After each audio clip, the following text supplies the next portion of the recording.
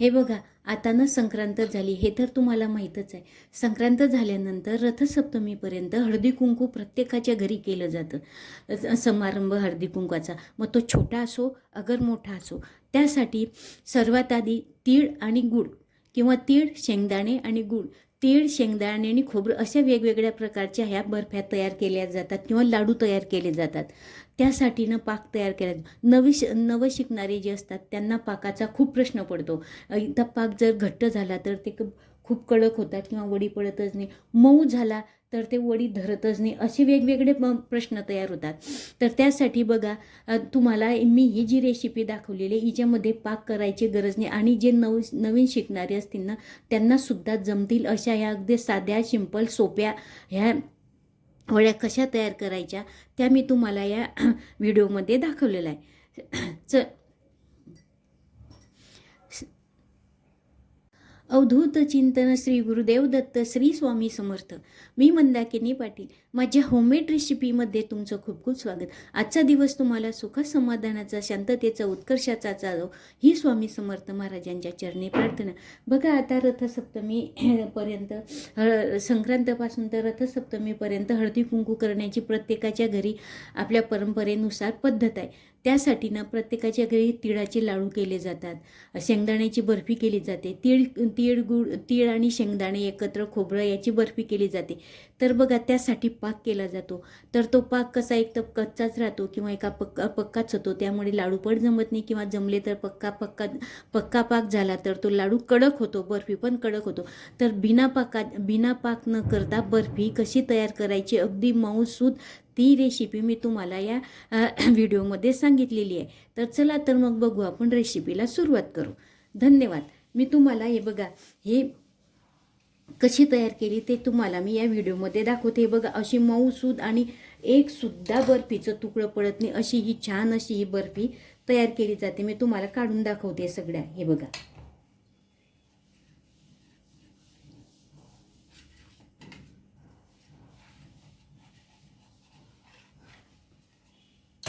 अशा ह्या अगदी सुंदर छान आकारामध्ये अशा ह्या बर्फ्या तयार झालेल्या आहे. तर त्या कशा केल्या ते मी तुम्हाला या व्हिडिओमध्ये दाखवलेलं आहे. मी तुम्हाला एक मोडून दाखवते. हे बघा, अगदी मऊ सूद, ज्याच्या तोंडात दात नाही त्यांना सुद्धा खाता येतील अशा अगदी मऊ सूद बिनपाकाच्या ह्या मऊ सूद वड्या कशा तयार करायच्या. चला तर मग बघू आपण या रेसिपीमध्ये. बघू, वेळ न दवडता आपण रेसिपीला सुरुवात करू. धन्यवाद. तर त्यासाठी आपण आधी तीळ भाजून घेऊ. ही तीळ आहे ना, ही वजनानं म्हटली तर ही 100 ग्रॅम आहे किंवा तुम्ही कुठल्याही एका वाटीनं 1 वाटी शेट करून 1 वाटीभर तीळ घेऊ शकता. तर ही तीळ पांढरी तीळ घेतलेली आहे, बिना पॉलिशची तीळ आहे. ही आता आपण एकदम मंद आचेवर खमंग भाजून घेऊ.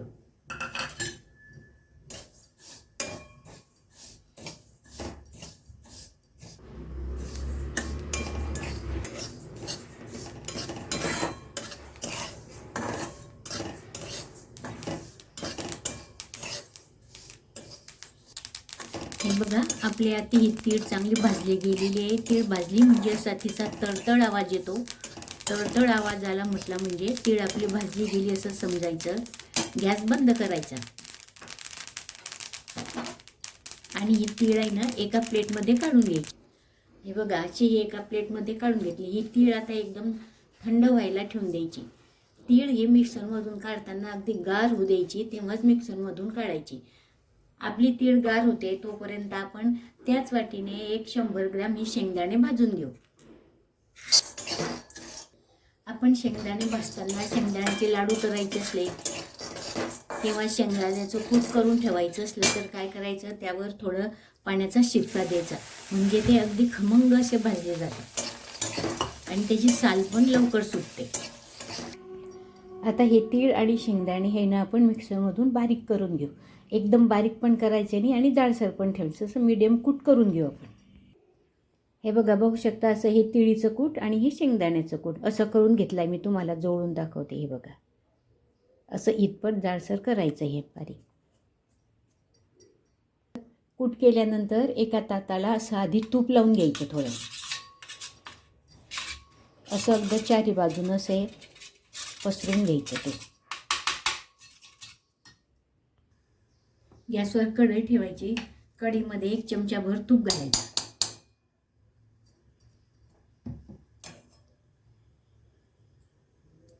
त्यामध्ये हा गूळ घालायचा. आपण 1 वाटी शेंगदाणे आणि 1 वाटी तीळ घेतलं होतं ना, त्यामुळे त्यासाठी हे 2 वाट्या गूळ घालायचे. जवळजवळ याचं वजनी प्रमाण म्हटलं तर 250, 250 ते 250 ग्रॅम येतं हे गूळ.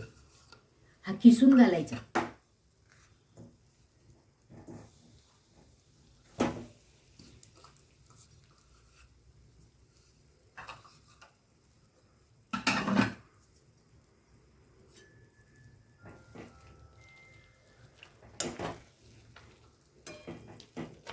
आता आपल्याला इथे गुळाचा पाक करायचा नाही. गुळ फक्त विरघळेपर्यंत गॅस चालू ठेवायचा. गुळ किसलेला असतो त्यामुळे हा गुळ आहे ना पटकन विरघळला जातो.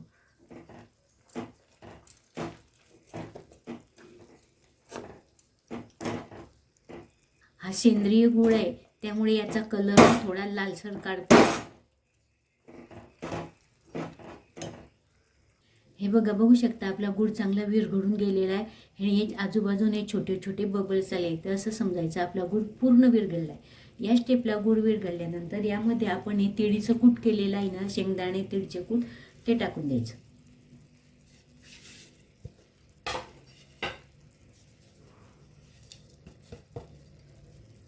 त्याचबरोबर हे अर्धी वाटी आपल्या डेसिनेट कोकोनट आहे, खोबऱ्याचा किसा टाकायचा. तुमच्याकडे हे तयार नसतं तर घरी खोबऱ्याची वाटी असते त्याचा किस करून घ्यायचा आणि तो टाकायचा.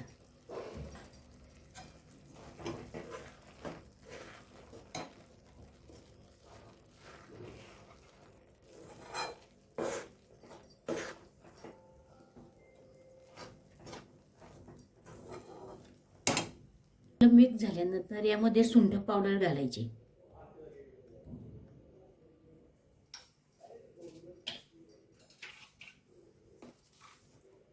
1 चमचा ही वेलची पावडर घालायची.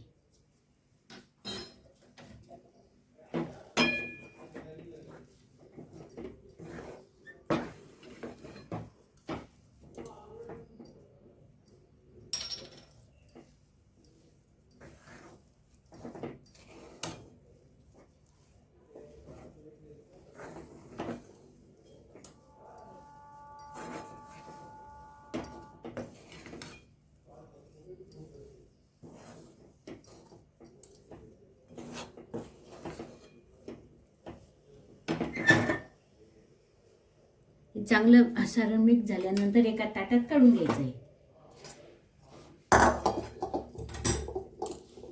आणि असं पसरून घ्यायचं.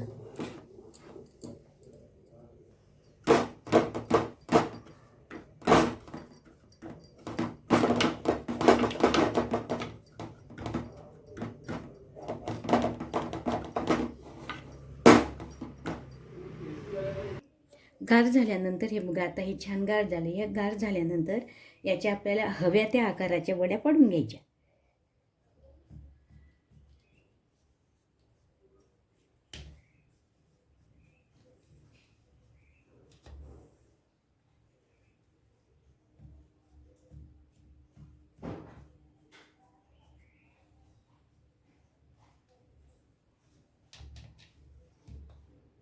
आता संक्रांतीचा सण झाला. संक्रांतीचा सण झाल्यानंतर रथसप्तमीपर्यंत हळदी कुंकू करण्याची खूप पद्धत आहे. मग हळदी कुंकाला अशा ह्या वड्या करून ठेवायच्या आणि हे देण्यासाठी खूप छान सोप्या, ज्यांना पाक जमत नाही त्यांच्यासाठी तर हे खूपच सोपी पद्धत आहे. आणि अशा मऊ आणि खुसखुशीत होतात ह्या वड्या. पाकाचं कसं एक तर कडकच होऊन जातो किंवा एक तर मऊच राहतो, त्यामुळे वडी पडत नाही. मग या पद्धतीने केल्यानं तर अशा वड्या खूप छान पडतात याच्या आणि खायला पण अशा खुसखुशीत मऊ असतात. आणि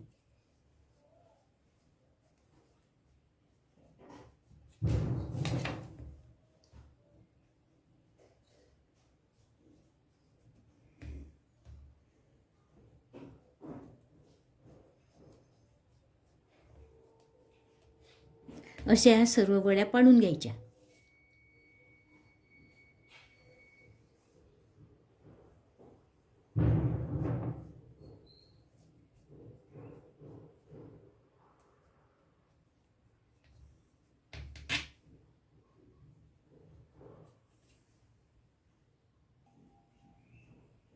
यातली एक वडी मी तुम्हाला काढून दाखवते. अगदी सहज हलक्या हाताने हे छान अशा वड्या पडतात. अशा खायला पण एवढ्या खुसखुशीत आणि छान असतात ना या वड्या.